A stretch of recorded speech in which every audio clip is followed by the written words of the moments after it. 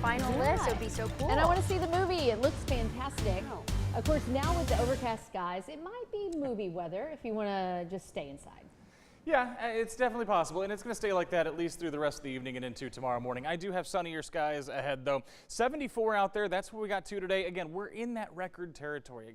For today, 79, that's a pretty low record at the end of the day, so it wouldn't have been super impressive if we had broken that. But at the end of the day, we're going to keep those records in sight basically for the next 3 days, so just keep that in mind. 70 out there right now in Waco, 70 in Marlin and Temple, so we're not falling terribly quickly, and we won't fall terribly quickly because we have that cloud cover moving in. Of course, that always acts as that blanket, and as we go through the rest of the night tonight into tomorrow morning, you see it stays with us.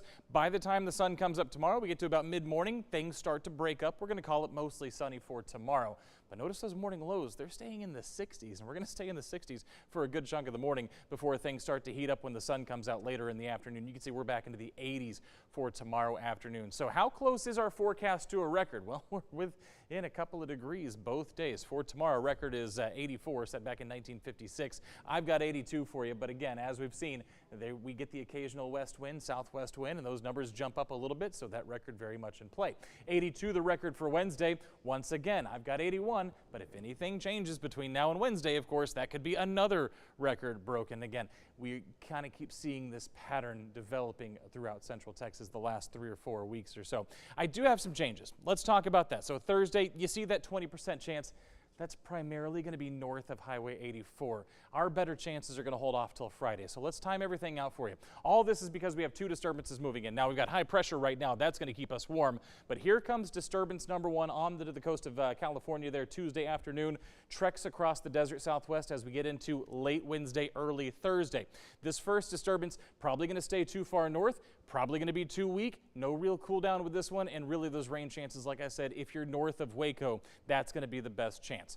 Disturbance number 2 then rolls in right behind it as we get into Friday morning, late Thursday, early Friday morning, starts to approach the area from the west. This one will bring us a cold front and some slightly better rain chances for Friday. I say slightly because they're still not great, but once this comes through, at least our temperatures will get back to normal. That's about all I can say about that.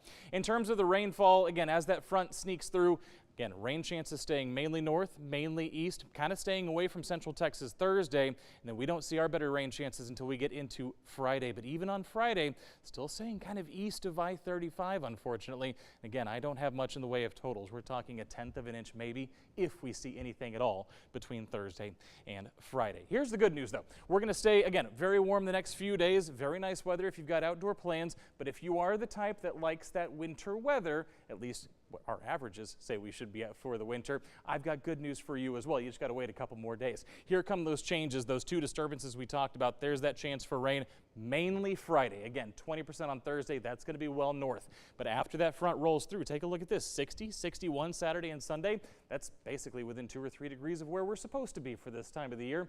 The only drawback, yes, those morning lows, they're going to get pretty chilly Sunday morning and Monday morning, as both days we're going to be flirting with kind of that freezing mark in temperatures again, right back around the seasonal norms. And remember, you can stream your forecast right now on the 6 Plus app. I forgot the name for a second, sorry. It's been too long. Matt, has. thank you.